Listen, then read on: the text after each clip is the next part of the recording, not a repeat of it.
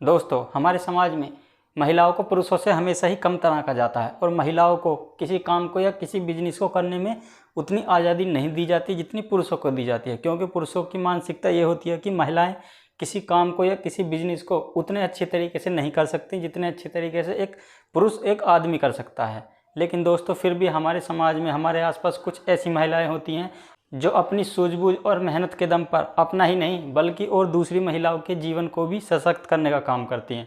और दोस्तों, आज की इस वीडियो में हम एक ऐसी ही महिला की बात करेंगे जिसने अपने सूझबूझ और अपनी मेहनत के बल पर अपना ही नहीं बल्कि और भी कई महिलाओं की ज़िंदगी को रोशन किया है।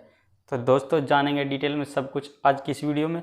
अगर आप चैनल पर पहली बार आए हैं तो हमारे चैनल को सब्सक्राइब करने के साथ साथ वीडियो को लाइक और शेयर भी ज़रूर करें। दोस्तों, ये कहानी है उत्तर प्रदेश के बुलंदशहर की रहने वाली कृष्णा यादव की।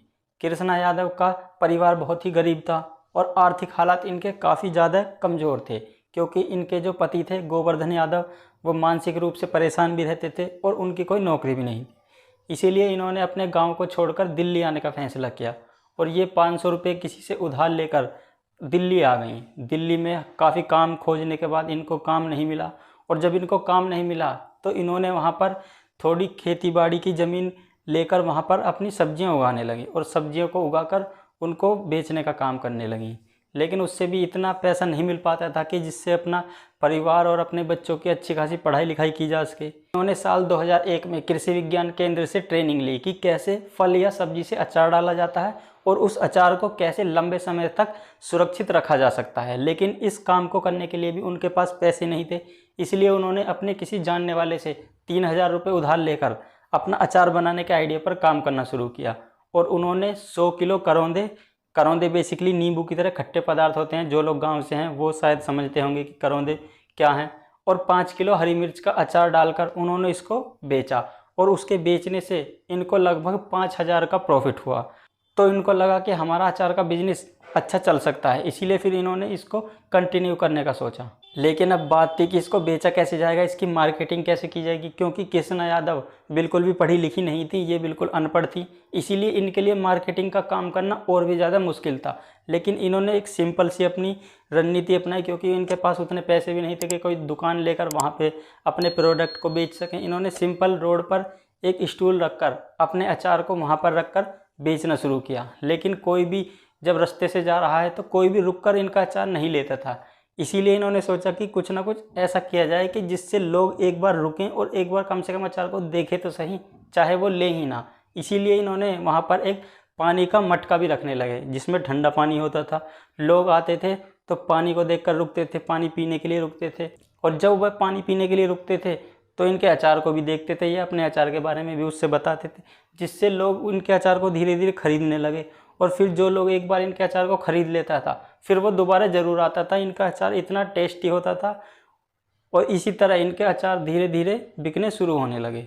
और जब कृष्णा यादव का व्यापार धीरे धीरे चलने लगा तो इन्होंने फिर एक कमरा किराए पर लेकर वहाँ पर अचार बनाना शुरू किया और वहीं से फिर ये अचार बनाकर लोगों को बेचने लगी। इनके अचार बहुत ही अच्छा था, स्वाद में भी अच्छा था और इसकी गुणवत्ता भी बहुत अच्छी थी, जो काफ़ी टाइम तक चल सकता था। इसीलिए लोग इनके अचार को ख़रीदने लगे और खूब ज़्यादा से ज़्यादा पसंद करने लगे। फिर जैसे ही इनका कारोबार और आगे बढ़ने लगा, इन्होंने अपनी एक कंपनी बनाई जिस कंपनी का नाम इन्होंने रखा श्री कृष्णा पिकल्स।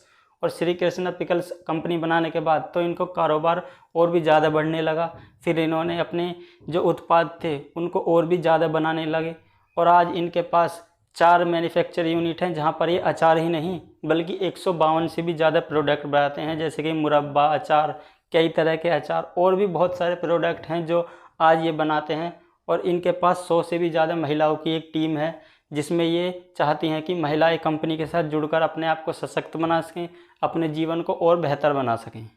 हालांकि कृष्णा यादव के लिए ये सब करना इतना आसान नहीं था। इन्होंने काफ़ी उतार चढ़ाव देखे, काफ़ी अप एंड डाउन्स देखे अपनी लाइफ में, लेकिन ये हिम्मत करके अपने काम को बस पूरी लगन के साथ करती चली गई। और उसी का परिणाम है कि आज जो केवल दिल्ली 500 रुपये लेकर आई थी, आज उनकी कंपनी लगभग 5 करोड़ रुपए से भी ज़्यादा की हो चुकी है। और इसीलिए इनको काफ़ी ज़्यादा सम्मान भी मिले हैं।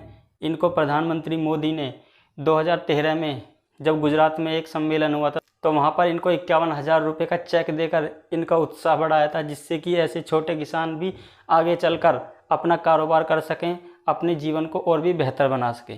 और इनको साल 2014 में हरियाणा सरकार ने इनोवेटिव आइडिया के लिए राज्य की पहली चैंपियन महिला के रूप में अवार्ड प्रदान किया। इनको साल 2016 में भारत सरकार के महिला एवं बाल विकास मंत्रालय की ओर से नारी शक्ति सम्मान के लिए भी चुना गया, जो इनके लिए काफ़ी गर्व की बात है और सभी उन महिलाओं के लिए बहुत बड़ी बात है जो अपना कुछ करना चाहती हैं, अपने जीवन को और भी बेहतर बनाना चाहती हैं।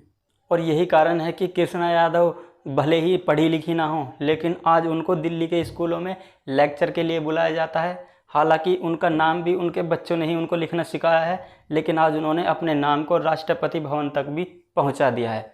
ये अपने आप में बहुत बड़ी बात है।